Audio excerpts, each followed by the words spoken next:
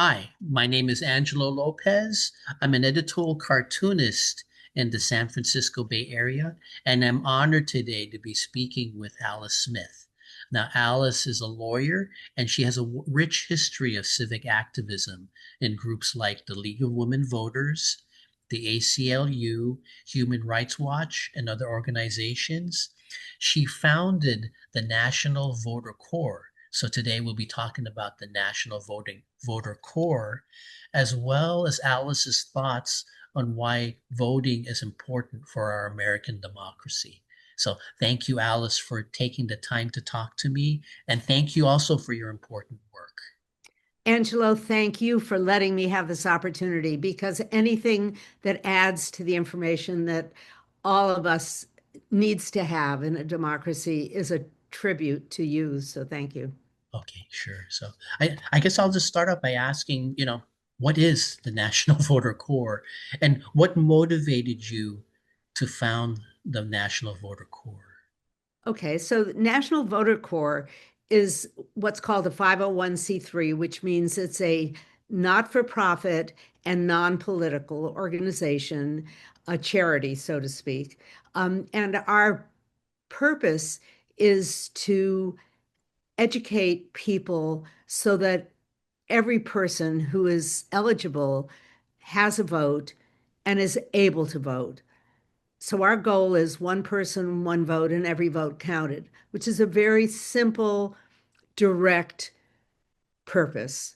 Yeah. It was founded by me in, it's kind of a funny story. I was a precinct head uh, over in Ventura, which is a school in Palo Alto, for the 2016 election. And I, as the head of the precinct and running the election for the people who came to that precinct, you're not allowed to have your cell phone on. Oh, So I honored that.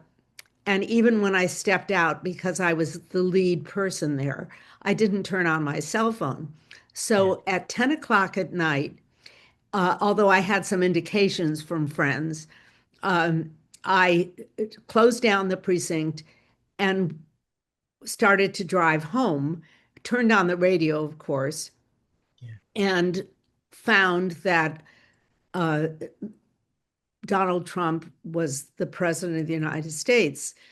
I had loaned some of my equipment to a political organization, and when I stopped by to see what people were, what was still on television, they had closed down the operation at 10 o'clock at night, California time.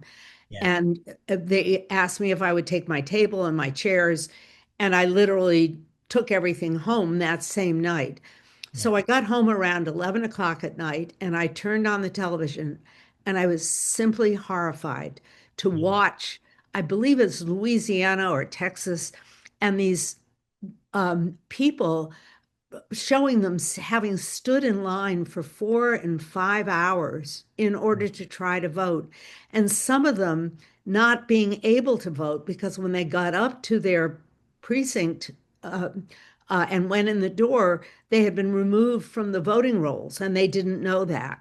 And there was so much chaos Yeah. that I looked at it in absolutely dumbfounded, not knowing what to do. And I went to bed extremely troubled.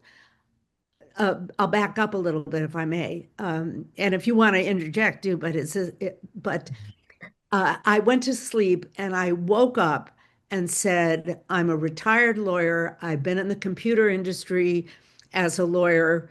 And then I went birding and I just left everything behind after 40 years of work.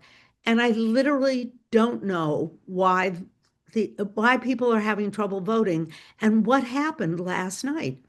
So I went up on the internet and I literally drove through to see what was happening. And that day, I got a phone call. I've been a very active leader in civil rights, a leader, not a leader, but an activist, Yeah. maybe a leader too. So I got a phone call from a person who is now long since dead, and he invited me to a debriefing. at Cubberley High School to figure out what happened the night before and why was Donald Trump, who at that time, as all of us know, had been accused of rape. He had a video which was nationwide about touching women's private parts, things that were just did not seem appropriate for the president of the United States. And Mhm. so he called a meeting of activists from the peninsula. Anyone who wanted to come could come. And I believe it was that Saturday Yeah. at Cubberley in the auditorium, and about 80, maybe 90 people showed up. And I kept my counsel and listened to people. They had a whiteboard and they put up what were all the actions that what they perceived to be undemocratic with a little d, um, uh, uh, perhaps fascistic, certainly dangerous leadership for America in the terms of democracy faced intelligent American people. Yeah. And I don't mean to be sneering for anybody who voted for Donald Trump, but for the most part, I believe in one person, one vote, and I am not a racist. And I have worked all my life, even as a small child, to help those who are underprivileged and have and need help. You know, we Yeah. collected, by example, we collected uh, hangers for Native Americans, uh, and we brought them to our school. And a cleaning company gave gave us money in lieu of the hangers that for clothing. And we gave that to the Native American Relief Fund, and we were in elementary school then. So I mean, there was if you really believe in tolerance, in equality, in equal opportunity to succeed, then your life goals were threatened by this administration, in my opinion. Yeah. So, to make a long story short, everybody put on different issues that they thought America was facing. And I finally put my hand up when I thought that all the storming had taken place. And I said that last night I had dreamt of a Peace Corps for America for the right to vote. And I came up with the name National Voter Corps, Yeah. and I am forming a non-partisan. Everybody there was a Democrat. Let me be clear. Yeah. But this is not an issue for Democrats. This is an issue for American democracy. And so I'm forming a 501(c)(3), and anyone who would like to come to my house next Saturday at 10 a.m. I have my calling cards with me. I will give you one, and you're invited to come to my home. And about 14 or 15 people. Oh, then he asked everybody to go to different corners where the people who led what they thought the issues were that were up on his whiteboard Yeah. should go. And about 14 or 15 people, most of whom I had never seen before, Oh, came yeah. over to that corner of the gym where I was standing. I gave them my card. I invited them to my home, and that's how National Voter Corps began. Wow. And that was in 2016. Yeah. And the next week, between that and the time that I called the meeting and the meeting itself, I contacted a friend of mine who was the managing director of a major law firm and said, how did I go about getting a trademark? And he donated his law firm to do all the legal work, but not the cost of the filing for a trademark for the trademark National Voter Corps. So that was already in play when they came. And I made up my mind that I was at that time, I mean, let's see, 2016, that was 19 years ago, 18 and a half or 19 years ago. Is that right? 2016. No, 10. No, no, Sorry, 10 years ago. Anyway, I'm actually mathematically competent, but I'm a little nervous. no, no, that's So, okay. Don't can worry. I keep going, or is Oh this yeah, go okay? ahead. Keep going. Keep going. Okay. So we sat down, and these people came in, and some of the brightest people I've ever met. And we went around the room, we introduced ourselves.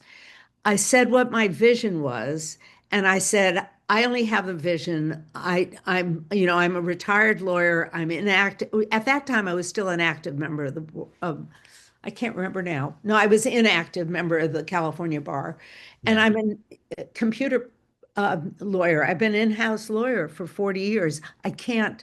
This is outside my skill set to yeah, actually set up this organization in the terms of how you would project manage it, what the goals and objectives were. I can lead, but I need everybody to take on this. yeah. And two or three people said, "Oh, this isn't for me," and about 12 people remained.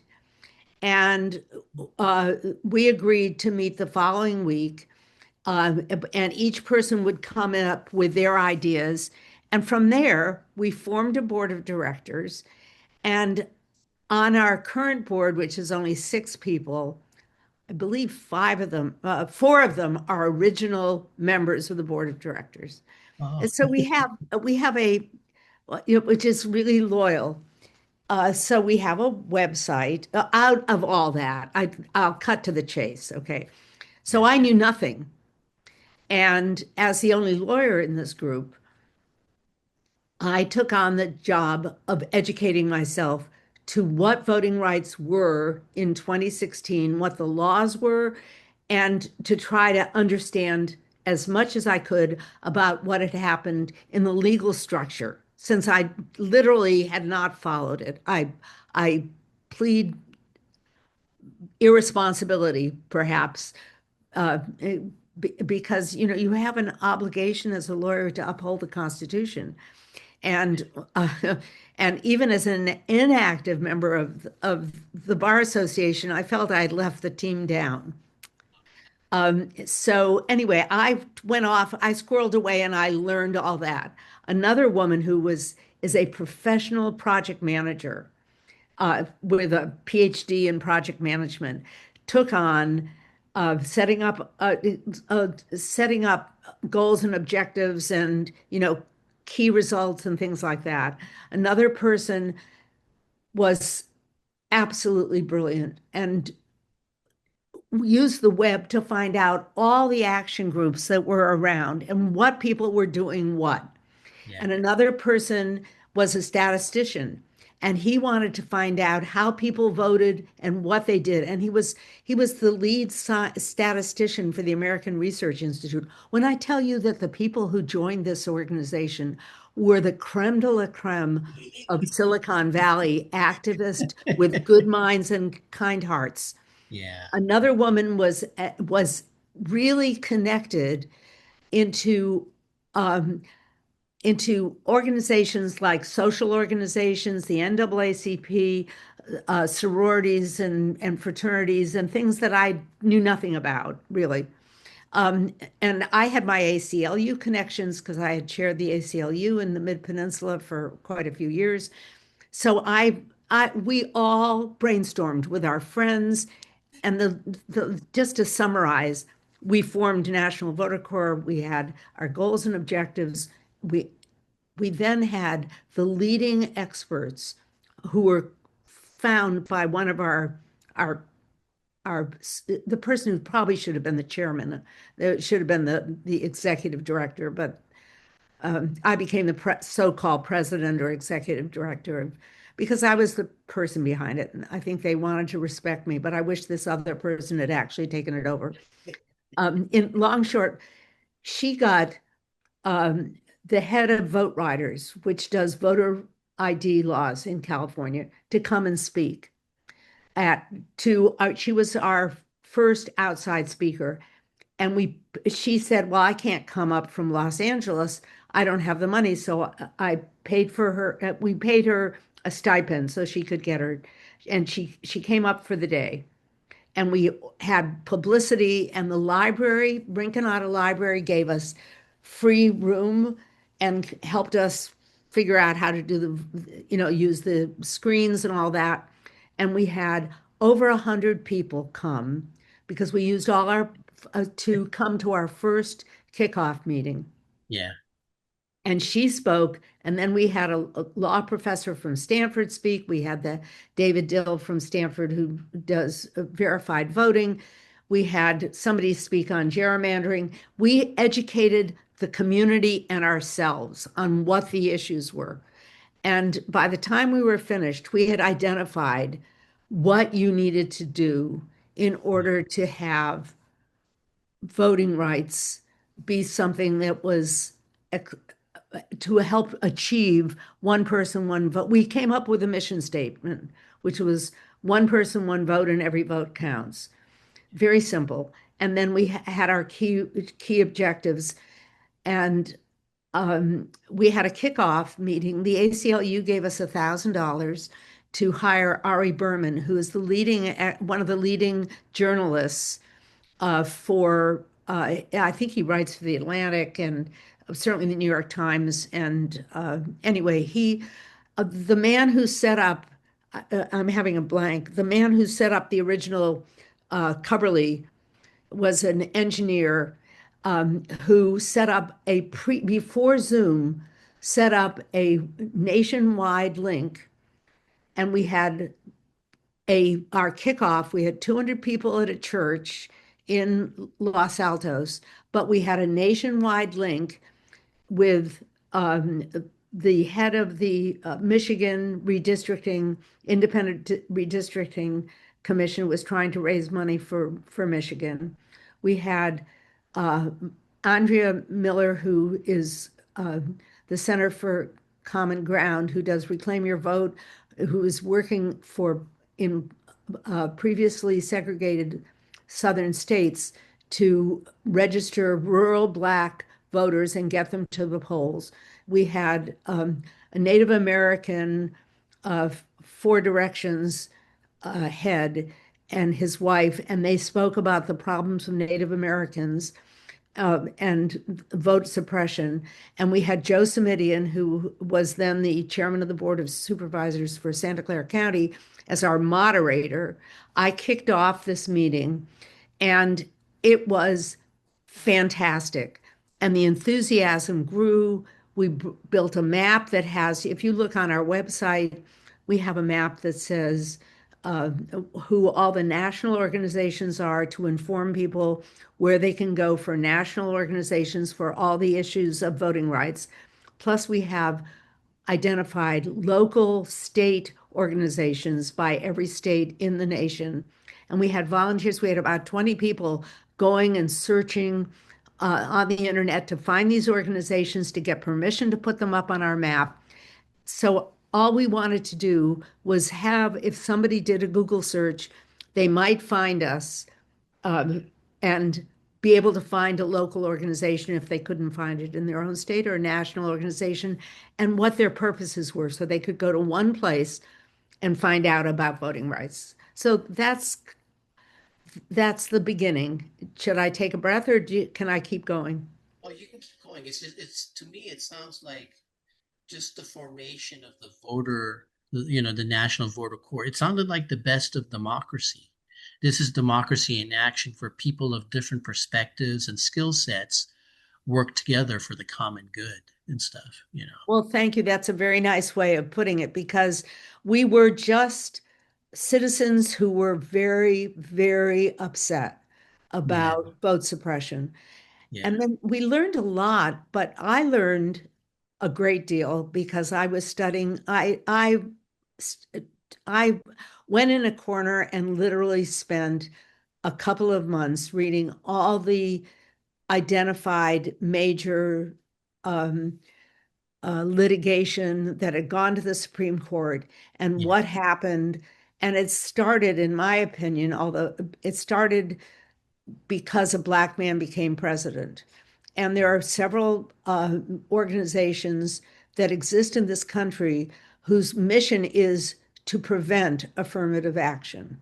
Yeah. You can go and look at Donors Trust, which is a 501(c)(3, just like we're a project of the Social Good Fund.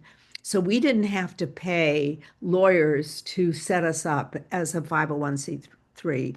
We're a project under an umbrella organization whose purpose is to defend democracy and social justice. And one of our members found them, and we talked with them, and they said, yes, our mission, as long as we were nonpartisan, fit right into their system. And we just pay them a small percentage of any donations that people give us. And we have to meet a certain criteria in order to continue the funding. But this has turned out to be a fantastic organization to help people like us. I mean, we're a very small organization. Our mailing list is only like 400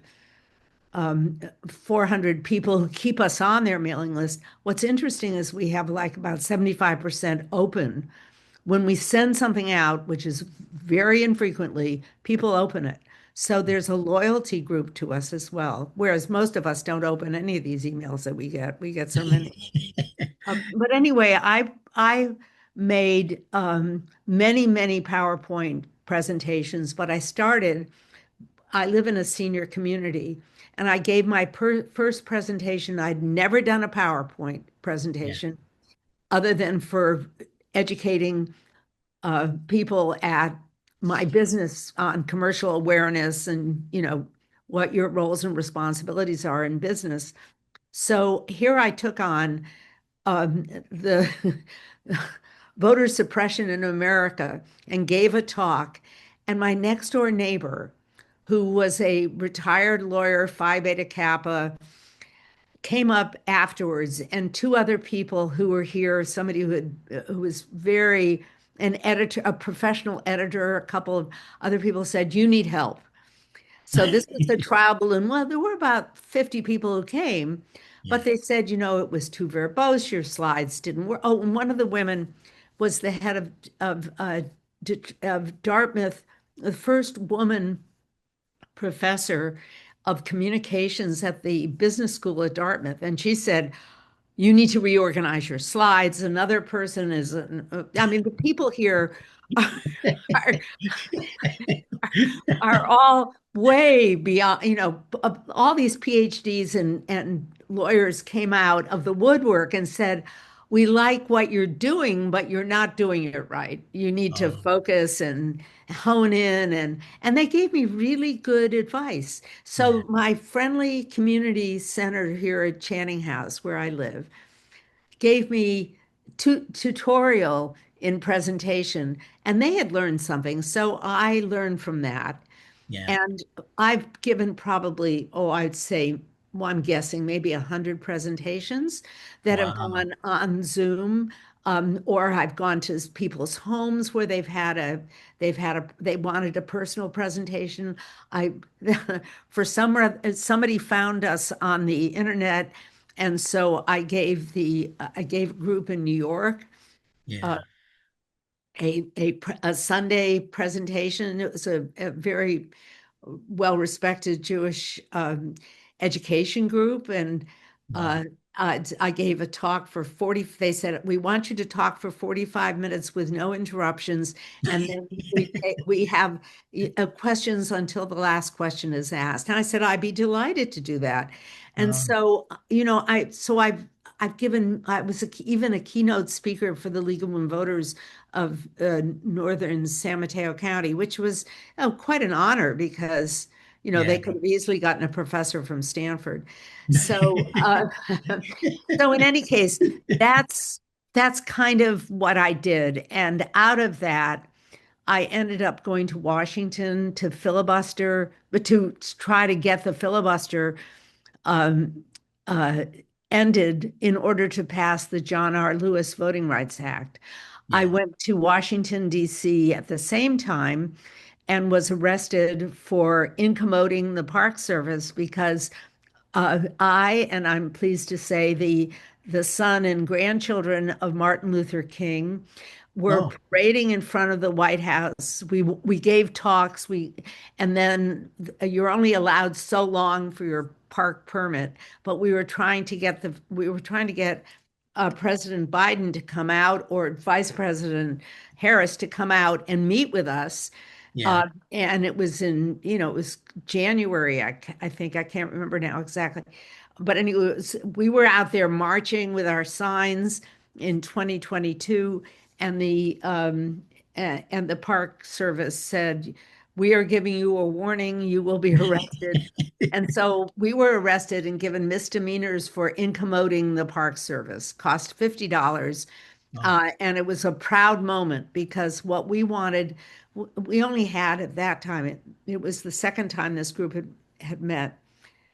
And we had, I think, 50 some of us who got arrested. We were happy to be arrested. I don't remember how many were arrested, yeah, but to be in the same crowd with Martin Luther King's family was an honor. yeah, So we were activists, and I went and I lobbied. Uh, I don't I don't know if you remember Senator Manchin and yeah. Sinema both voted against to protect the filibuster, and therefore um, they would not end the filibuster in order to pass what was then HR 1, which was the John R. Lewis um, uh, uh, Voting Rights Act, and also another act, which was in order to have the same rules and apply that were not onerous but would meet the objectives of one person, one vote and gerrymandering. And I assume your audience knows what gerrymandering is. If they don't, I can. Why don't you give a brief explanation just in Well, I can even get a picture, but I didn't get it prepared. If you want to pause, I can case? get a picture up that you will love. But a gerrymander comes from an 1812 cartoon in Massachusetts when Oh, Governor Jerry tried to redistrict the districts, and it looked like a salamander. yeah. So a cartoonist made it into a gerrymander, and that's how the word came about. I actually didn't know that. If you want to see this cartoon, you will love it. As a Oh, cartoonist, Angelo, it's right up your alley. I can yeah, get it yeah. for you if you want. Oh, sure. Read it. Look Why now. don't you email it to me? I'll I edit it will. into this talk. Yeah. Okay, that's great. I'm curious. Is part of the reward of your activism just that, just by founding this group, the National Voter Corps, you're learning things that you never knew before. You're meeting people that you never met before. You get you've got you're now a lot more knowledgeable than you were when you first began, right? Well, I'm an expert in voting rights, an expert relative to the general population, not, of course, to Pam Carlin or any of the other people at Stanford Law School who are scholars. But I'm now educated. I understand the Constitution far better than when I went to law school. Yeah, yeah. And I'm glad that you're imparting your knowledge on others too. And that's a great thing. 100, PowerPoint presentations. That sounds like a lot of educating and stuff. So, Well, I don't know if I'm exaggerating that number because I've never thought about it before, but we've had many public hearings on Zoom during COVID.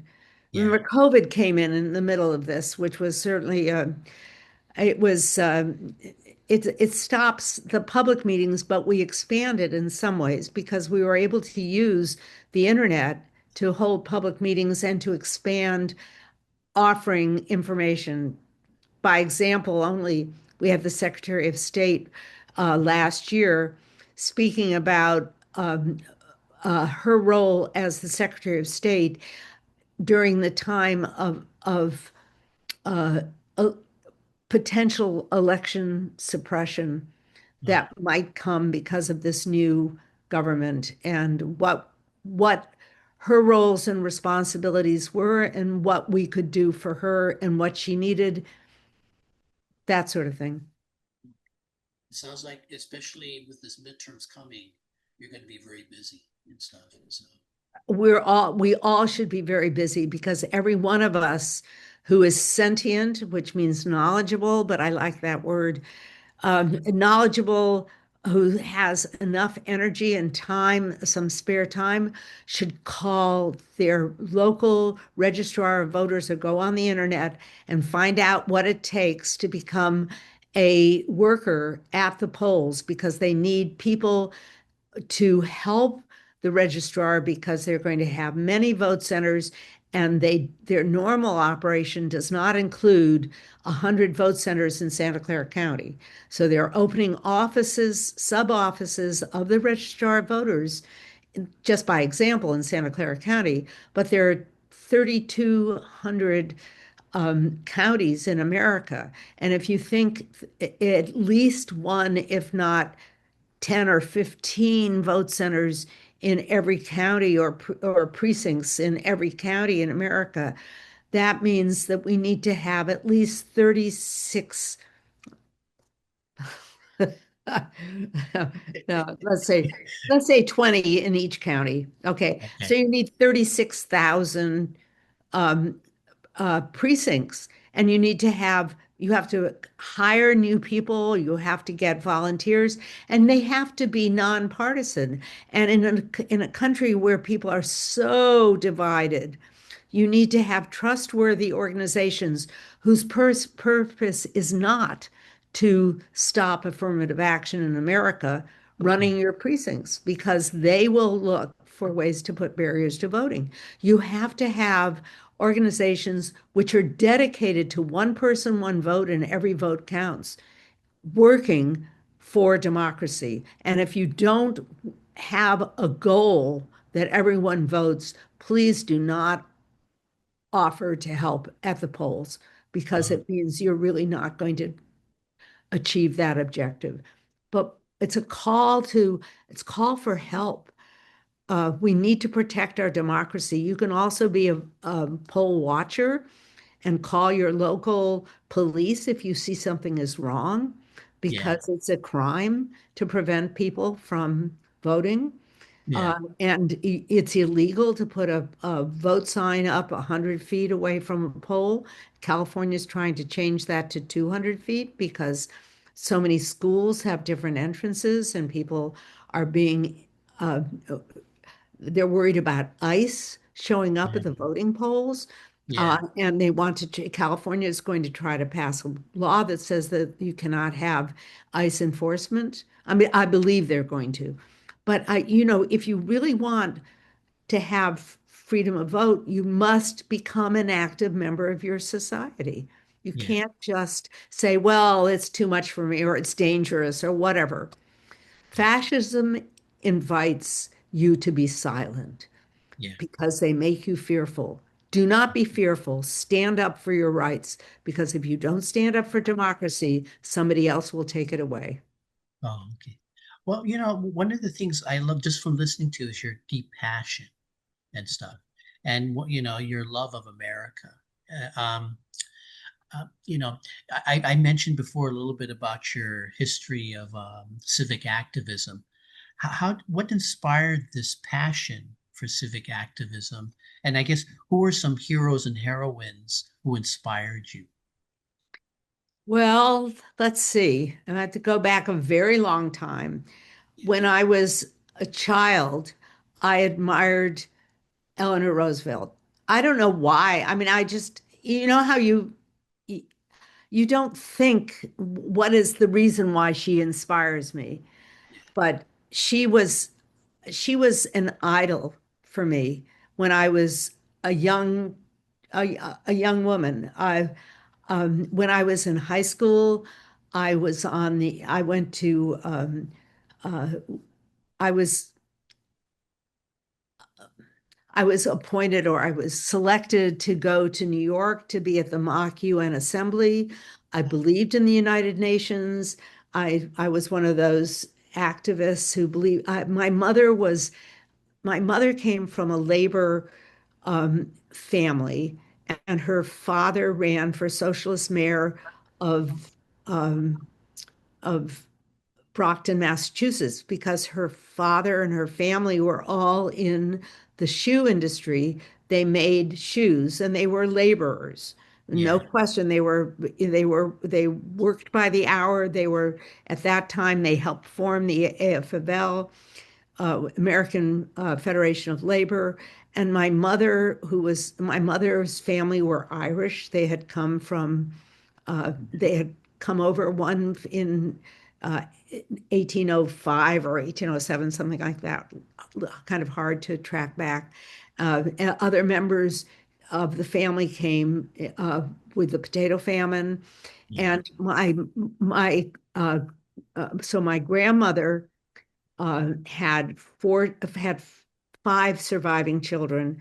My mother was the only girl. She was the middle child, and the family, like many people, put education at the top of the heap. And they were all readers, but they were all workers because they had no money. They lived in a tenement in Brockton, Massachusetts, and my mother uh, worked all through high school, and she was a talented pianist. Somebody gave her piano lessons. I have no idea how she learned I never asked that question actually. And she won a full tuition scholarship, board and room to Smith College, which is a women's college. She was the first girl from Brockton High School to go to a four-year college. And Mm. she was a maid at Smith, lived in a dormitory, but was also a paid maid, and graduated cum laude in English from Smith, Wow. a proud, person in 1927. She worked at the mills as a social worker in Lee or Lenox, Massachusetts, and then went to Hartford during the Depression. She got a job in a department store, but she kept playing the piano. And someone knew she was a talented pianist and could sight read music, and met my father, who was a Russian Jewish, first generation born in America, had gone to Townsend Harrison, which was a public school, selected. Ira Gershwin was at the same school. He was a mathematician and a violinist, Wow. and he was living in Hartford. And in those days, Jews could only be in certain industries. You couldn't be in the insurance industry, you couldn't be in banking, you couldn't be in all that. And so he was in the furniture industry. And Wow. he had a store with some other man, I think. I don't know because anyway, but he was a violinist. He was a talented violinist. He was a friend of uh, uh, of the conductor of the Boston Pops. How, I don't know. They may have all gone to the same high school for all I know. And anyway, they found this string. He was in a string quartet, and someone knew that my mother was at G. Fox and Company and was a very talented pianist, and that she could sight read. And they wanted to make their quartet a quintet from time to time with piano quintets, and they invited my mother to come play. So this Irish Catholic girl and this Russian Jew, who was 10 or 11 years older than my mother, met, and for 3 years they played chamber music, and they finally eloped because neither family wanted to know about a Jew marrying an Irish Catholic or an Irish Catholic marrying a Jew.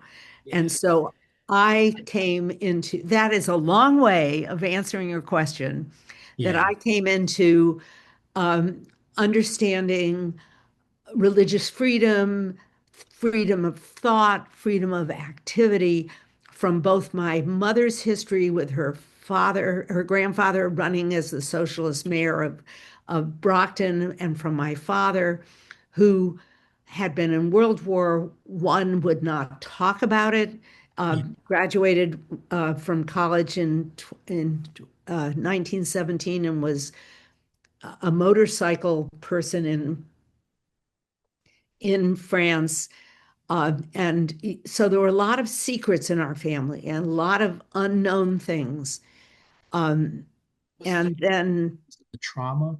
uh, They had a hard time dealing with the trauma, so it caused a lot of silence. well, Trauma is something which was second nature to me. Trauma, that was traumatic for a child because, Uh, you were neither fish nor fowl. And my parents made a deal. They got married on the basis of an understanding, which they stuck to, that neither religion, no child would be brought up in a religion. When they grew up, if they wanted to be religious, they could be religious. By then, my mother had left the Catholic Church yeah. because of a family, something that happened to one of her friends when she had her first and only love affair, and it turned out he was a priest. So the two of them left the Oh, Catholic Church. I mean, I that can sounds very regale dramatic. you for hours. Oh, okay. I'm So, curious because the Irish and Russian Jews faced a lot of discrimination. Did that give your parents a deep empathy for people who are for the underdog, I guess? well, you would think that would be true, Yeah, right? So my mother and father were progressive. My father read The Nation, yeah, which at that time was really a far out yeah, newspaper, magazine. He he was, they were both Democrats. They were both FDR supporters. Um, but I'll just give you one example, two examples. So when I grew up, because they had restrictive covenants running with the land, you um, Jews could not buy houses. And there were two houses in the side of West Hartford where my parents were living. There were about maybe 6 or 8 houses that didn't have these restrict. There may have been more, but of the houses that my father wanted to live in, they first lived on one house and they needed a bigger house because by then there were 4 children and my mother had postpartum depression and needed to go to work. So they needed to have a housekeeper. So they needed a house where they could have somebody who could live in. And, so they bought a bigger house and they bought a house that had no restrictive covenant. And so there said no Jews may live here. And in West Hartford, most of all the old developments have these restrictive covenants running with the land except for one house up the street and ours. And we lived next to the Vanderbilts and the Brewsters. And if you know anything about American history, you know the name Brewster and Vanderbilt were they were the children. They were people who had inherited wealth. They themselves were not particularly successful, but they lived off inherited wealth. So they lived in a nice part of West Hartford. And yeah. so we moved into this area. And my mother told us this story that my sister Sally, who was older, who entered kindergarten, was when she came home from kindergarten, she walked home from school with 2 friends. The 3 girls walked home and with Lizzo Vanderbilt and Cindy Brewster and my sister. And my sister came home and reported to my mother that the girls were not allowed to come into our house because my father was Jewish. And my mother, who was at that time pregnant, uh, and she had bed rest. She said to my sister, "It's okay, Sally. They will come to learn that they really want to play with you. You're welcome to go to their home. If they invite you, please do go. It's not a problem, but just learn that this will change." And the next day, Sally was moved from kindergarten to first grade because she was so bright. She was already past the first grade curriculum because she was reading and writing and playing the piano. She was brilliant. And these girls were left standing in the snow, so to speak. Their parents were breathless. And shortly after that, the girls started playing at our house. Yeah. And it collapsed. Their parents' prejudice collapsed. Uh, Sally went to their house, then they came to their house and they played together. Anyway, so we learned prejudice very early on. That was an answer to your question. I hope that's shows. That's a wonderful story. That's a wonderful story in the belief of progress and stuff that we can change and improve and stuff. I always think that the New Deal, one of the assumptions is that America can be better as a nation. We can improve and stuff. I'm a big fan of Eleanor Roosevelt too. So, but I learned about her. I'm a big bookworm, so I learned about her from books and stuff. And I think one of the things I loved about her was that she was very shy and stuff, and she had a lot of, but she outgrew her shyness to speak out and I stuff. didn't answer your question. I completely got off the question. I have met Eleanor Roosevelt twice. Oh, And I read, as a child, I read This Is My Story. Then I read, which was her first book. Then I read her second book. Then I read the biography about her. So by the time I was in high school, I had read at least three books about Eleanor Roosevelt. And oh. or maybe I was in college, maybe in high school. But anyway, but when I was in college, I have a pretty singing voice. You wouldn't know it from the voice I have now, but I couldn't learn to read and to play music because I have some memory problems and other things, which I'd like to answer. I'd like to answer a question, but just to go to Eleanor Roosevelt. When I was a freshman, I was able to join what was a traveling chamber music group at Smith College to and it was called Chamber Singers. And we sang on the David Garroway show. You'd never heard of David Garroway. You're too young. But No. he had a breakfast show at seven o'clock on NBC, I think. And we were invited to New York to sing. Also sang.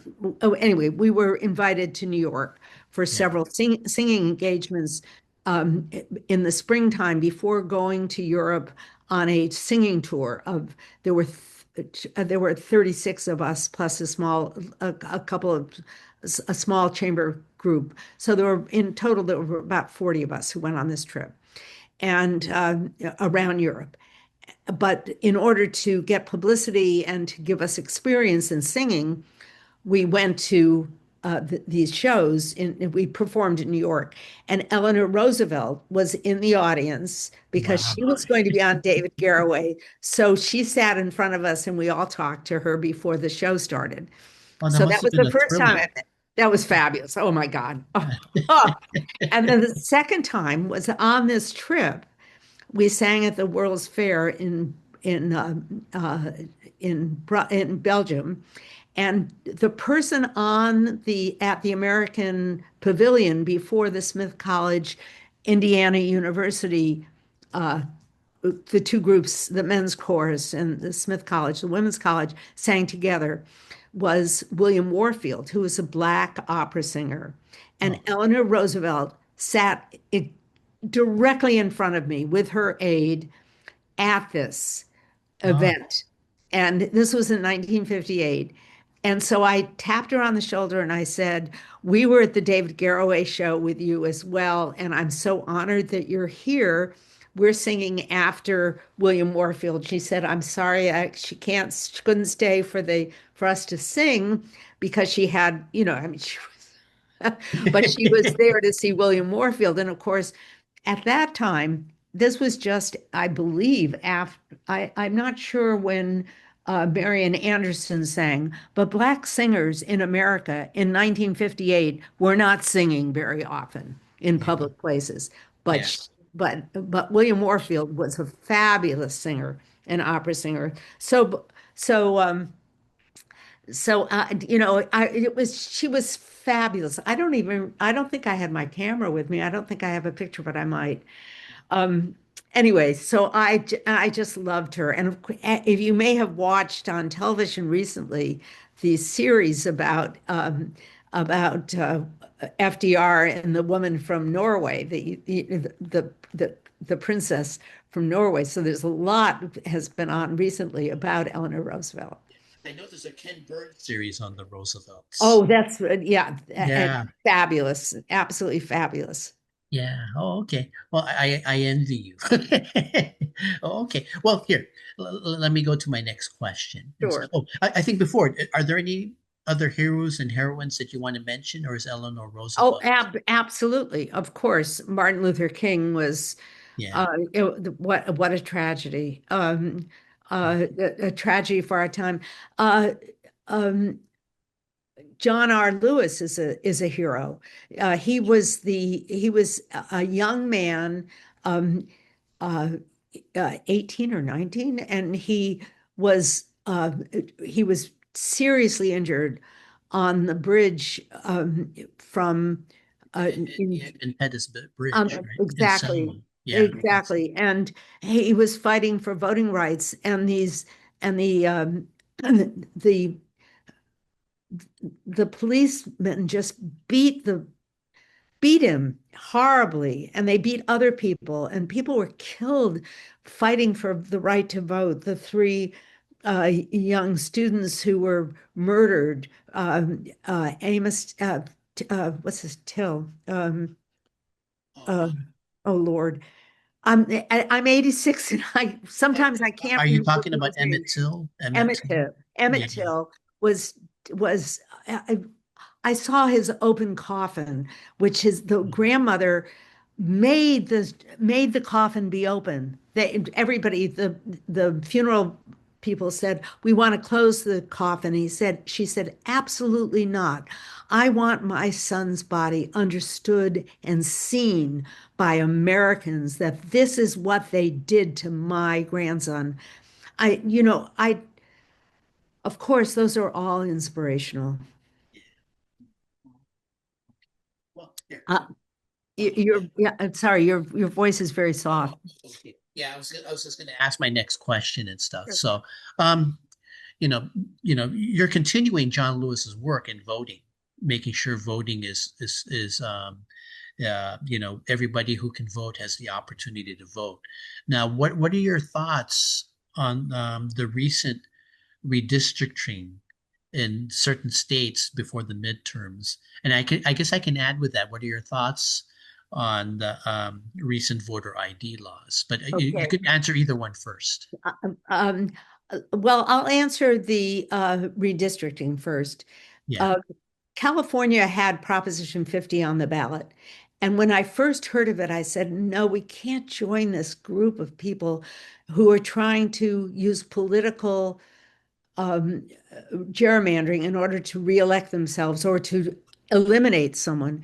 And then it's funny, I, well, I don't mean to be disrespectful, but I had a come to Jesus moment yeah, when I understood that the Supreme Court of the United States ruled that in Rucho, in a case called Rucho versus Common Cause, that it was perfectly okay for a state legislature for political reasons to gerrymander, i.e., cut the borders in order to make a political decision, as long as it wasn't done for racial purposes. yeah, Now, all the people who were doing this political gerrymandering were doing it also for racial purposes because, or really the ultimate, that these were all white people who were gerrymandering themselves in in jurisdictions which, if they had had fair redistricting, yeah, would have had people of color yeah, or people who were not Protestant. Most of these are Catholic, other religions. So they were gerrymandering themselves into reelection, yeah, and so I realized that as long as the law was what it was, then it was perfectly all right for me to try to counter racial imbalance by helping California. yeah, And the League of Women Voters came to the same conclusion, I might add. I'm pretty sure I'm right on this, yeah, that one person, one vote can be seen in many different ways. And gerrymandering, can I give a little explanation? oh So yeah, when you sure, gerrymander, what you do is you pack people of one color or one thinking, one political persuasion into a district So they will get that vote. Yeah. And then they crack, which is means to distribute the people they don't want to vote into other districts so that they don't have a voice because they are populated into districts where the pact they are minorities are brought into through realigning the district. Small bits of them are put into these packed districts so that their voice, they may have, for example, in Alabama or in Georgia or in Texas, where there's many minority Latinos or Latinx, or please, I don't mean to be insulting. I don't know which name to use. No, I What don't either. I didn't. Okay, what's au courant? But anyway, so Yeah. what they do is they weaken the voice of the majority of the people by pushing them into not into one district, but into multiple districts Yeah. by changing the lines. So So sort we've of done like that in diluting. It's so we did diluting. that in California. And Yeah. what and eventually this week, one of the Republican Congress people who was sure he wouldn't get reelected if he was a Republican, has changed his party affiliation to declines to state, no Oh, party affiliation. yeah. So he's hoping that people won't know he was a Republican and won't vote against him. It's a very interesting uh, time. So redistricting has happened, and in one state, Missouri, which for the first time in many years, I am admiring Missouri. The Yeah. state legislature said to the president, who has said to them, "We want you to redistrict." They said, "No, we've already redistricted, and we're not doing it again." Yeah. They are a Republican controlled House. In fact, I think they might be what's called a trifecta, which means the governor and both houses of the legislature Oh, are of the same party. yeah. But they said, no, we're Yeah. not running a special election. And these special elections cost a lot of money. Yeah. So, and they were not going to be persuaded that what they had already decided was incorrect. Yeah. Interesting. I might also add Citizens United, which was people should understand how this affects voting rights. Okay. Could you So, explain that then? Could you? yes.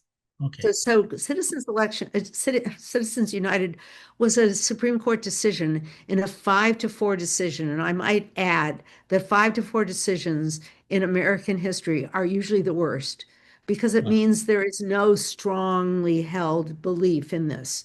Whereas Brown versus Board of Education was, um, I believe, 8-1. It could have been 9-0, but it was a very strong majority, yeah. uh, if not unanimous decision, that separate but equal was not fair. Yeah. So take that as an example and go fast forward to a 5-4 decision written by uh, Chief Justice Roberts, who ruled that that corporations were people for the purpose of political speech and should be able uh, to donate money to political campaigns. And not only that, but they could create political action committees and select and collect money beyond what the maximum amount that individuals can give to a political campaign. And so let's say a political campaign, individuals could give $7,000 maximum or whatever the actual amount is. But it's de minimis relative to an unlimited amount of money. So I recently read that 28 billionaires in America, oh no, that billionaires in America had given, I believe the number was $28 billion into the political process, which is stunning, which means that the people are not electing, we, the people of America, are not electing and their Congress, they're being persuaded by billionaires and millionaires who are pouring huge amounts of money into political campaigns. And there's no such thing as that an ad has to be truthful. And I'd like to just use an adage, which I think is stunning. No one ever went broke underestimating the intelligence of the American people. Yeah. Well, yeah, thank you for that. Now, what's your thoughts on the voter ID law? Voter ID laws are pernicious, which means they're evil. Yeah, Why I think they're evil are the following reasons. When you register to vote under what's called the National Voter Registration Act, which was passed in 1993 and yeah, which standardized the forms that are used in order to register across the states, and set forth the following rule that to register to vote, you must provide, but only need to provide either the last four digits of your Social Security number, and every American born in America gets a Social Security number when their birth is registered, or the last or your state issued ID, such as your driver's license, or if you can't drive, you can get a state ID. Though that is the rule in America. yeah, But in order to vote, as opposed to register to vote, because Congress has not set a federal law under Article 1.4 of the Constitution, it says that states set the times, place, and manner of voting. However, the Congress may set those rules, but if they fail to act, then the state law prevails. So, in starting in about 2008 or maybe 2006, but I think it was 2008, at the time that um, President Obama was running for for for election, some states, but not those states that were still under the Voting Rights Act of 1964. Uh, it's a long story, and I can get to that if you want. Some states started to pass what we call voter ID laws, which meant that when you go to vote, you had to have a photo ID, that just signing a declaration under declaration of penalty of perjury was not sufficient. You had to show some form of ID, and they issued rules like you had to show a driver's license or a state issued ID, but a student ID from a non state college was not adequate, or any student ID was not adequate, even if issued by a public high school, or a photo ID, or you needed to have special IDs as set forth in the laws passed by those states.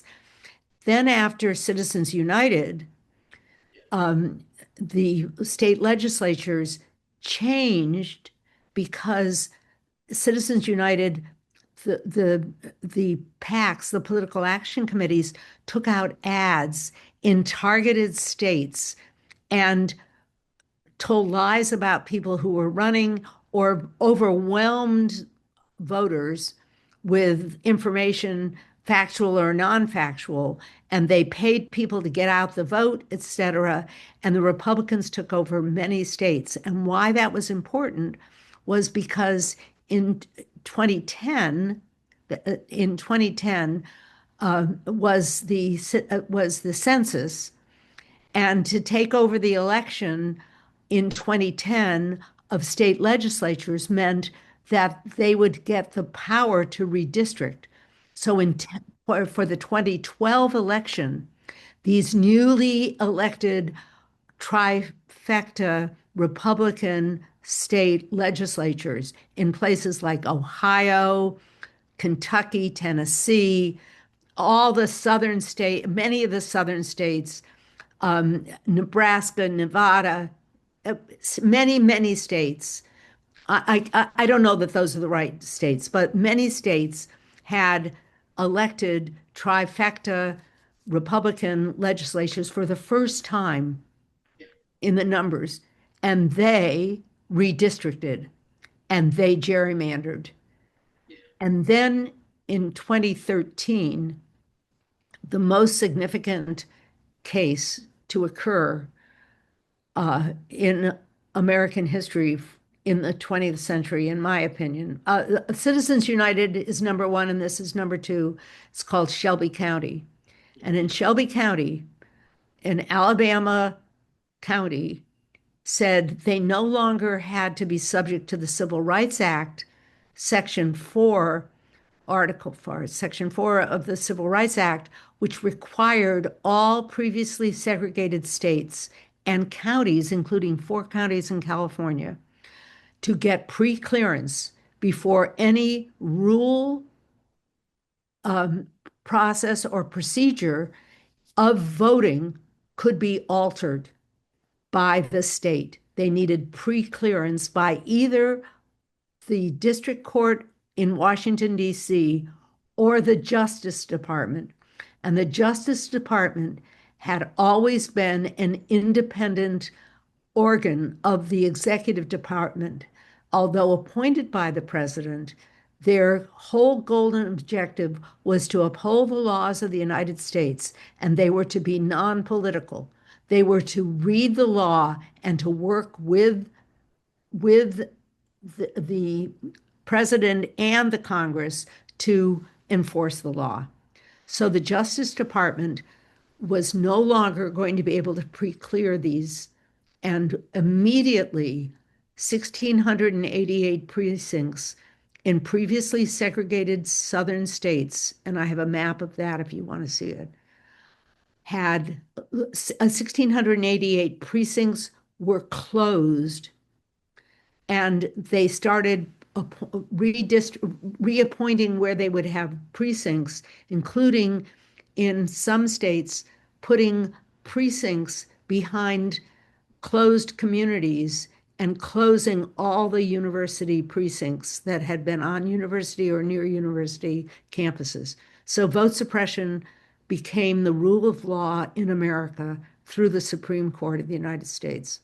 And that was because Ronald Reagan appointed Justice Roberts, who had fought against the Voting Rights Act of 1964. He had worked to try to stop it, and he had worked to try to stop the Civil Rights Act. This is a man who does not actually believe in one person, one vote. And I think he's racist at heart, and I think it's a tragedy for America. Does that answer your question? Yeah. That answers the. Could you send me the map of the of those?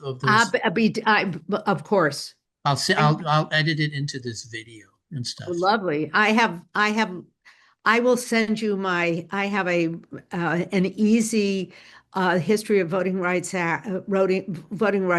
laws in America, and I have a very easy one on what they're doing now in California and in America, which is the SAVE Act.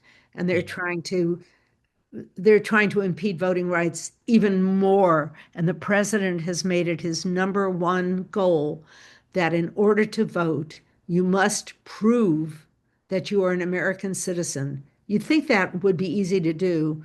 And immediately 21 million Americans will be disenfranchised because they have no basic, or they will be disenfranchised unless they go through an enormously complicated set of hoops to try to get a proof of citizenship. It's a tragedy.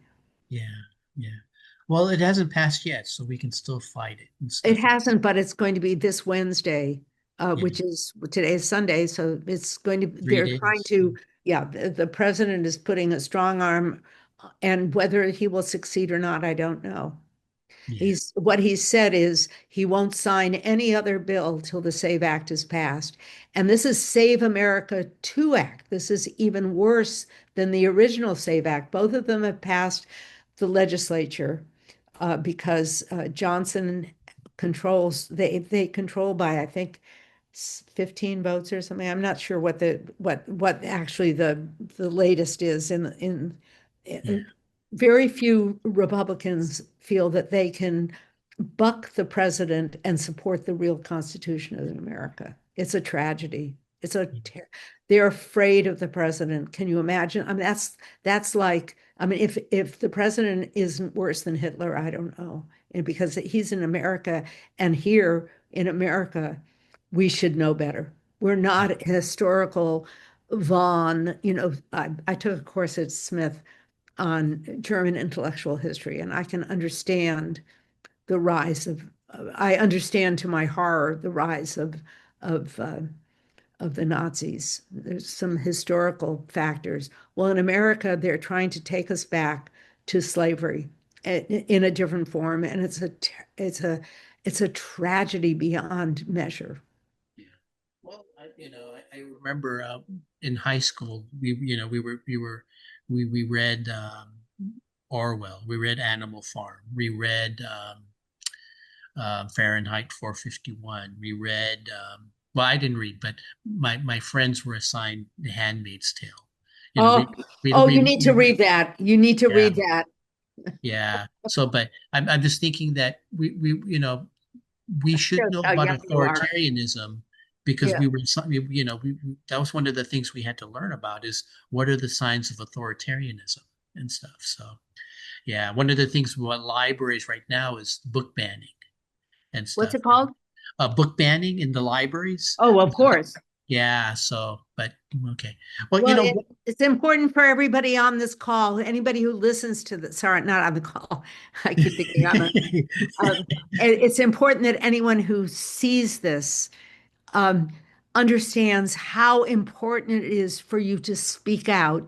You must stop repression wherever you must challenge a racist remark. You must say, I understand that's what you think, but I do not believe in what you're saying, and these are my reasons. You confront it. Do not say, well, he has a right to his opinion. He has a right to his opinion, but he has to understand that you don't share it. yeah. Yeah. I think what you said is well put and stuff. So, okay. Well, here, we're going to sidetrack to, you mentioned one of your heroes, John Lewis. I was researching for this talk, to try to learn more about you. I read an article that you organized what was it called again? It was a rally in Palo Alto called the Good Trouble Lives On rally. That's Could you tell me about that rally? Yes. In fact, you can't see this, but I'm going to put it in front of you. This is there. Can you see it? Yeah, I see It says, "Let's get in good trouble. Vote." it. Yes. Uh, I belong to a group called Declaration for American Democracy, and there are about 260 organizations representing millions of Americans, I hope, but certainly hundreds of thousands of Americans who are activists, people like the League of Women Voters or ACLU, Common Cause. And they're all 501c3s and 501c4s who belong to this, which means that they're nonpartisan. Their goal is to save democracy through action. It's a very good organization. They're the ones who organized the march in Washington where I went and got arrested. And 5 years ago, um, John Lewis was a congressman, died. And there's a marvelous, and I do have the video. I'm more than happy to show it at any time. I'll give it to you to show. There's a video of his life. And so they named the John R. Lewis Voting Rights Act after him because he stood tall amongst so many for voting rights and never stopped trying. So, as a hero of voting rights, from the time he was injured to the time he was in Congress, he worked unendingly to try to end segregation in the South and the right to vote. What we did was we had nationwide through Mobilize, which is also the same group that does Indivisible and some other groups to try to save democracy. We had rallies, and I signed up the day they announced that they were going to have the 5th anniversary of the death of uh, of John Lewis, a celebration honoring him, and they would and DFAD's organization group provided huge banner that had all the organizations the major organizations on it, his picture, and let every American vote. One person, one vote, every vote counts, whatever on these banners. And we got them free of charge from Washington. And so I went to Indivisible and to other organizations and said, I have taken, I have reserved the City Hall Plaza for the celebration, but we're a small organization. Would they help?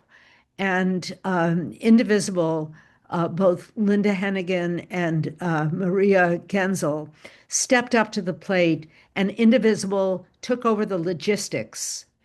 I wrote a editorial that went in the weekly on John R. Lewis and the need to stop the SAVE Act. And I gave a talk on how you must stop the SAVE Act, which is, in my opinion, Strangle American Voting Eligibility Act. It's not, I don't even want to say what the Republicans think SAVE is, but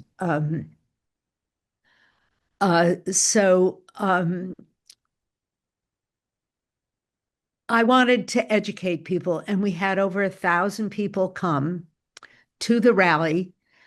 But nationwide, there were millions who came to different areas, and there were Zoom meetings with many people. In Chicago, they had a large turnout, but we had Ladores Cadell as our moderator. We had, I'm sorry, I don't remember his name, but we had one of uh, John Lewis's attorney who who is at Stanford at the Martin Luther King. Do you know at Stanford there's a Martin Luther King um, seat? Uh, um, I think so. It's like it's an organization, nonviolence research, right? right? Yeah, So what do they call that? Um, anyway, it's a chair or yeah, anyway, they have an organization there, part of Stanford. They have students that go there. You might look it up while I'm talking. yeah. I'm Anyway, gonna look it up right now. he came and spoke, and he's must be 95 years Okay. old. Yeah, And he it was says John. here the Martin Luther King Jr. Research and Education Institute. That's it. And everybody should know about that. So he what had been the chair, and he spoke, and we had the there's a Martin Luther King museum. There's a museum that includes John Lewis in Redwood City. There's a Oh, I museum didn't know there. that. Okay. There's a Black museum, Black History Museum, It was fabulous museum. She spoke. I'll get you the names of these people. I'm sorry. I didn't I didn't think I No, would don't be worry. I didn't I'm the think about same it. way. I blank out on names a lot too nowadays. So Yeah, Indivisible spoke, I spoke, we had the League of Women Voters spoke. So we had 7 or 8 speakers at this rally, and we had tables, and the ACLU spoke. ACLU actually had a table where they gave out know your rights information. yeah, We had many different organizations had tables. It was all free. And to have more than 1,000 people on a July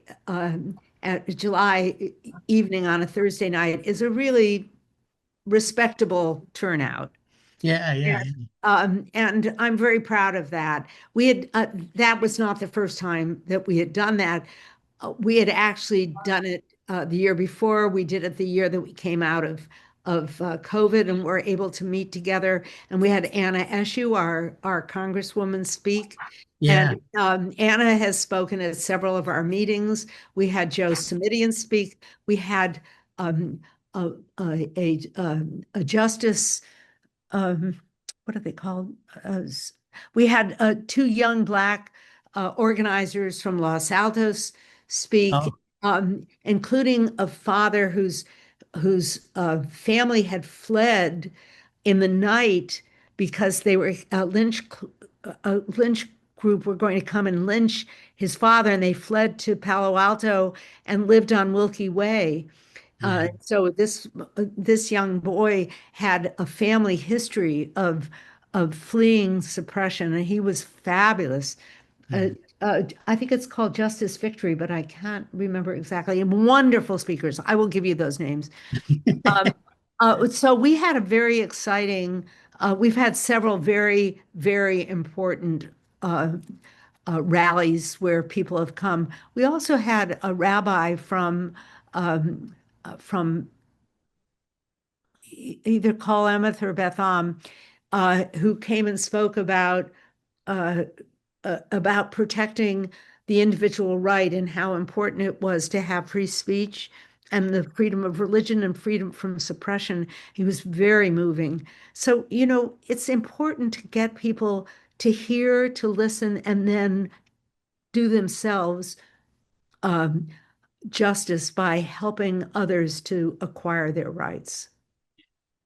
I wanted to let you know there's my wife and I think maybe 10, 15 years, we tried to go on the civil rights tour in the South, in Alabama and Georgia. I, In Atlanta, there's the Martin Luther King, there's a center there. And I went on that tour. yeah, so there's a tube where you see Martin Luther King and Curtis. And then we went to Birmingham. And in Birmingham, there's a civil rights museum. And across the street, there's this church that got bombed. And That- the I by have the photographs. I have photographs of those dogs that are yeah, in the yeah, yeah, park. yeah. Oh, I it's didn't realize in Birmingham, all of that stuff took place in a 1 block area. exactly, Yeah, I exactly. was surprised. I assumed it was more dispersed, but it was all in that 1 block area. We didn't have time to go to Selma. Oh, what a shame. I walked across the bridge. Had this bridge. Yeah, we didn't Oh, have time, but we did go. I guess Fred Shuttleworth. There's a statue of him in front of that Birmingham Civil Rights Museum. that's I right. love the. I think the Birmingham one is a better museum in terms of learning about the history of civil rights than the Atlanta one, because the Atlanta one just focuses on Martin Luther King and stuff, whereas the But Birmingham Museum did focuses. you get to Montgomery? So I went with Stanford on their civil rights trip, and we Yeah. went to Montgomery, which was uh, it just when you see the people who have been murdered and they Yeah. have these steel plaques that come down, I have fabulous photographs of this. Um, I think. I photographed birds, but on this trip I photographed Jackson, Mississippi, the museum of where they have all the we went to they have all uh, um, not the Afghans, but the quilts where they Oh, had yeah, yeah, yeah. I learned something how the civil rights families had quilts that would hang, and they had two different types of quilts hanging out on the line. If it Oh, was safe for a black escapee to go to that house, it had a symbol on the quilt. oh, I If it didn't know was that. unsafe because somebody was spying or they needed to go on and not stop at that safe house that day, they had a different symbol on the quilts, and the quilts were all part um, of the Underground Railroad. And we went into the Underground Railroad, into houses that showed how the house looked like it had dirt all the way along the edge. Nobody would know. And underneath there were these huge caves and people were there. And they would have 18, 20 people hidden Wow. in the basement when the people were up on top, and they'd have a grand piano or something on top of I mean, it was amazing, Yeah. amazing trip.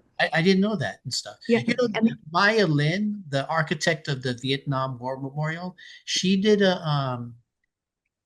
she I think like a fountain or something for one of the civil rights museum. I think it was in Montgomery and stuff, but we didn't have time to go to Montgomery. We weren't on an official tour. We were just going because you know, we figured that was a wonderful, those, are, we thought was a wonderful places to stop and stuff. And so we tried to did you we get to Little Rock?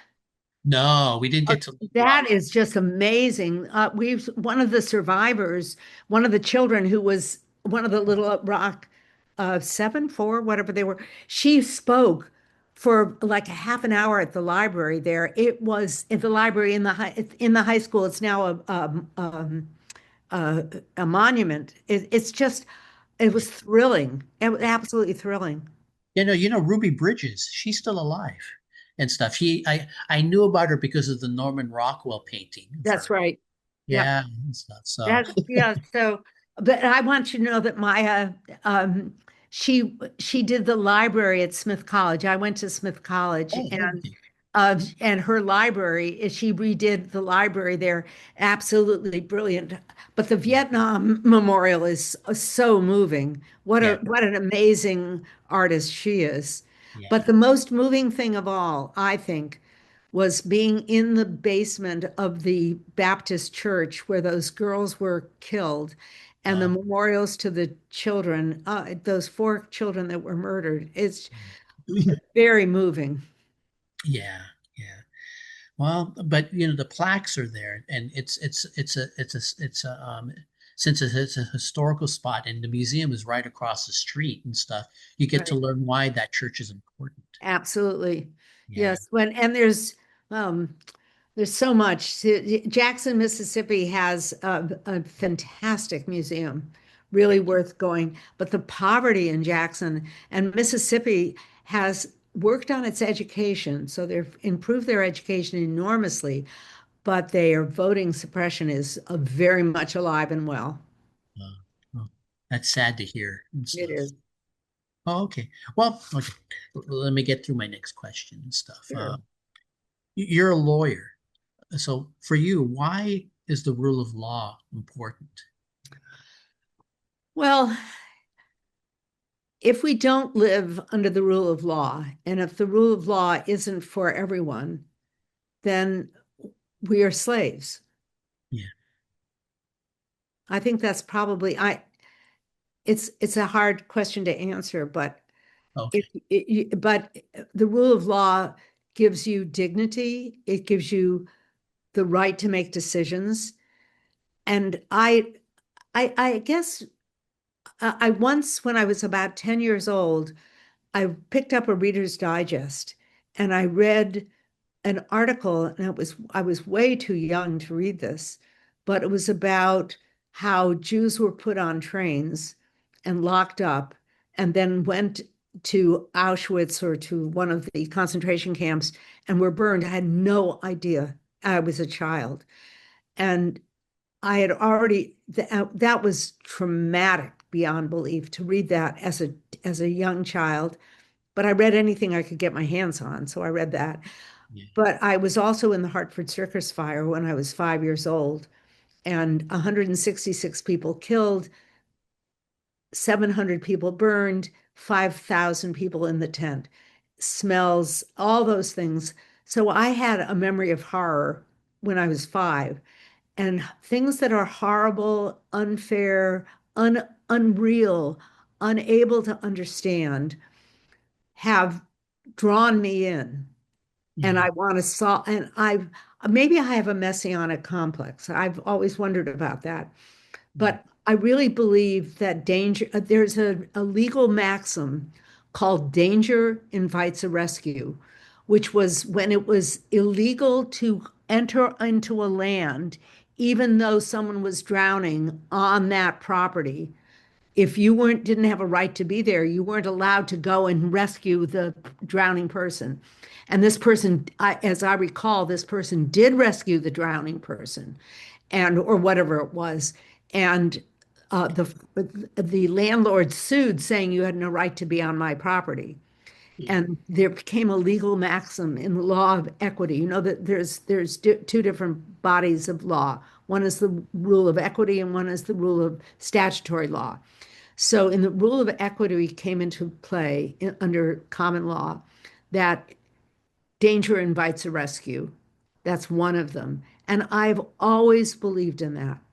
Yeah. And in fact, when I send out an article saying, please register to vote, or please picket at this thing, or please do something, I often add danger votes invites a rescue, and you have a duty to help. And I Yeah. really believe that. So that's an answer to your question.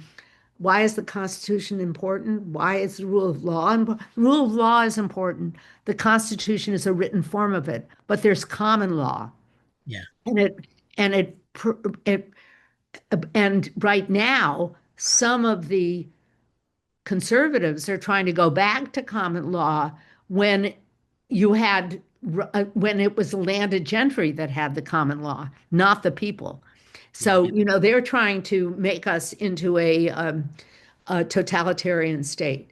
They Yeah. want economic power to be the controlling factor. I want civil rights and civil liberties to be the common factor. Yeah. Yeah. I know as a political cartoonist, the rule of law protects me from, Trump's arbitrary whims and stuff, you know. That's because the Bill of Rights, which it Yeah. was incorporated into the Constitution, not in the original Constitution, but as the First Amendment to as the amendment to the Constitution, but at the same time, it Yeah. was so that each of the states had to pass separately the Bill of Rights. You know that. So Yeah. first they passed the Constitution. So Yeah. 13 states eventually um, I think it was Rhode Island was the last. It was Maine, or one of them was the last. Yeah. Rhode Island, with the last state to sign, finally signed it. And then the Bill of Rights came in, and it's no coincidence that the First Amendment to the Constitution was the freedom of religion, the freedom of the press, the freedom, um, The sorry, freedom of assembly. the Yeah. freedom of assembly. When you think about that, those are so critical Yeah. to a democracy, to the rights of man. Yeah. And they go back into common law again. Yeah. It wasn't until you know, the other constitutional rights grow from there. And its Second Amendment was the right to bear arms.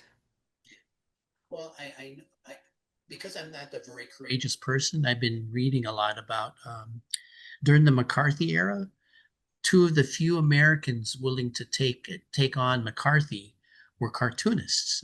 Herbert Bloch, he was an editorial cartoonist for the Washington Post, and Walt Kelly, he did a comic strip called Pogo. Oh, of course. And I think for both of them felt like they need, part of, they needed to criticize McCarthy.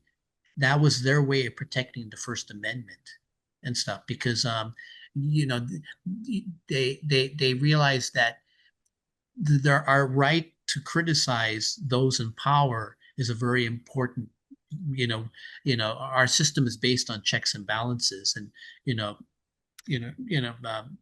the press is one of the important checks on on power and stuff. And as cartoonists, they felt they were a part of that press that needed to check McCarthy's power and stuff. So, okay. Well, I just wanted to mention that. No, I want to build on that.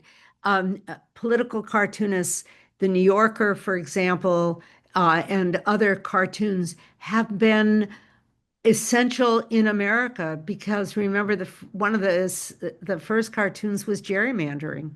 Yeah, Was I the didn't know first, that actually. yeah, right. So I mean the first cartoons that became really famous, but cartoons are an essential part of I have several cartoons in my apartment. I'm sorry that we're not meeting here because I would show you one.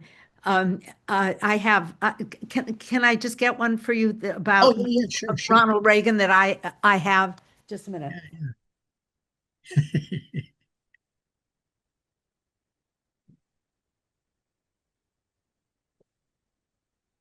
I used to live with a foreign news editor of the London Times, and one of the political cartoonists there is Peter Brook, a very Okay. famous cartoonist. I don't know. Oh, I guess you can't see because it's too bad.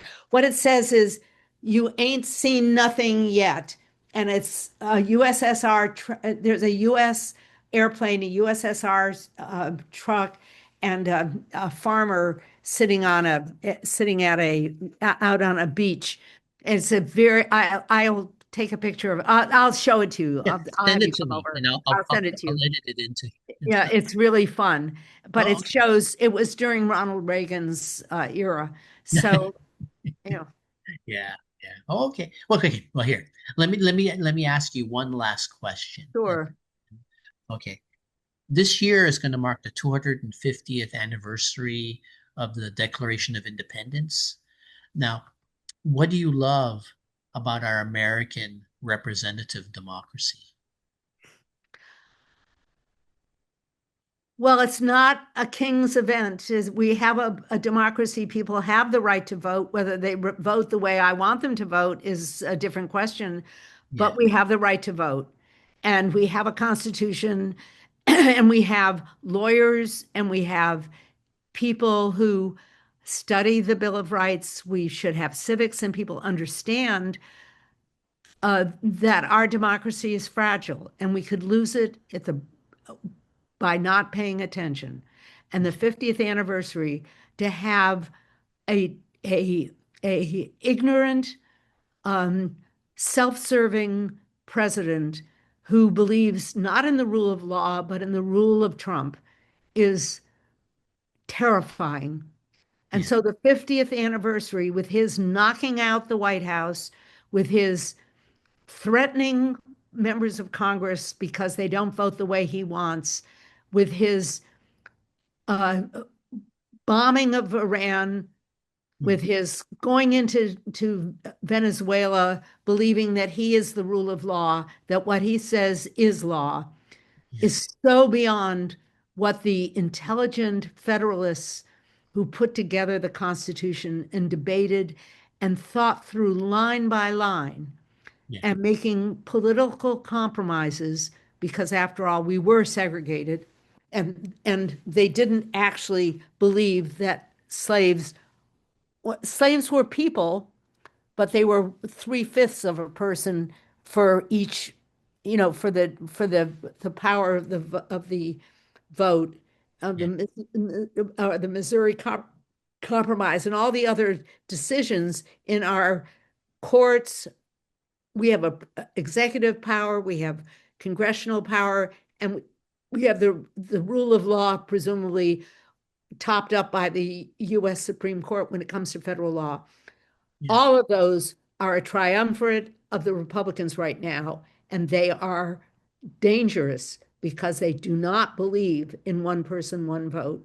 So they're actually working against the Constitution, and it will only take the power we, the people, have to speak up.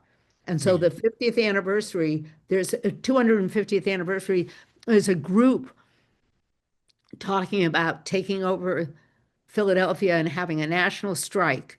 Two things to show that the people do not support yeah, uh, the totalitarianism, the fascism, of this current government. And I'm speaking out, and I'm still nonpartisan. Yeah. I have a brother-in-law who's Republican. I have nephew and niece who are Republican. I have many Republican friends, but they don't believe in fascism. They're not, and although he says he's working with Israel, he's actually an anti-Semite as well. So, Trump is a very dangerous, complex, paranoia, schizophrenic, and I'm terrified. Yeah. I am I too. hope that's okay for me to say. No, you can say whatever, my videos, I just want to hear people's opinions and stuff, and I think part of respecting the freedom of speech is respecting different views, although your views pretty much align with mine and stuff. I just think that, yeah, I love this country too and stuff. And, I think one of the reasons we're passionate about opposing Trump is because we love democracy and stuff. And you know, I don't have as many conservative friends that I used to. I think the remaining conservative friends that I have now are pretty much anti-Trump conservatives and stuff. So, but I used to have a lot of very close conservative friends, and I guess the breaking of those friendships hurt. But I'm hoping at some point we can. I just don't know how, but I think you're right. I think we need to learn basic civics again and stuff, learn history. I don't, it's been a long time since I've been in high school. I don't know what they're teaching now and stuff, but, just learning about basic civics, how we need to fight for people we disagree with, not just the people we agree with and stuff, you know. Oh, were you going to say something? Or, Well, I was just going to say that recently I went and taught two classes for the ACLU yeah. on eighth grade classes in East San Jose. And I was Oh, impressed with the teachers who invited the ACLU to speak about the first, the fourth, the fifth, and the sixth amendments. So there's hope. yeah, yeah. And as a person who's part of a minority group and stuff, the people who need to learn to know the most about our rights are the people that are most threatened and stuff right now. So, okay. Well, thank you very much for your important work and stuff. I appreciate you taking your time to talk to me. I, I have to say, Angelo, that you are an amazing individual. I'm so proud to have become a friend through Oh, our movie organization and the work that you do. And I love your cartoons. They're fantastic. And I we need you to be doing cartoons right now against the Save Act. uh, It's like it's putting the Constitution into a I can just see it into a cannon coming out with, throwing the people away in yeah, leaving behind yeah. residue. It's Yeah, wrong. a lot of American editorial cart are doing good. I think the only thing with American cart, we're going through this because we're so tied to newspapers. Yeah. We're trying to since newspapers are struggling, we're struggling too. So we don't know we don't know how much of our fate we don't know where we go next and I stuff. have a suggestion for you. Uh-huh. A Substack, a cartoon Substack where people pay to see the wonderful cartoons. Because look at Heather Cox Richardson. She's Oh, got 2 million people, I believe 2 million people, and many people pay her money. $5 a shot. It doesn't take too many people for you guys to get some money back that you could distribute equally among all the cartoonists on the number of cartoons that are posted or something. I don't know. oh no, Just no, an thank you. idea. Yeah, we're open to anything right now. Well, think about it. You know about Substacks. Yeah, I do. Yeah. Okay. Well, thank you. Thank you.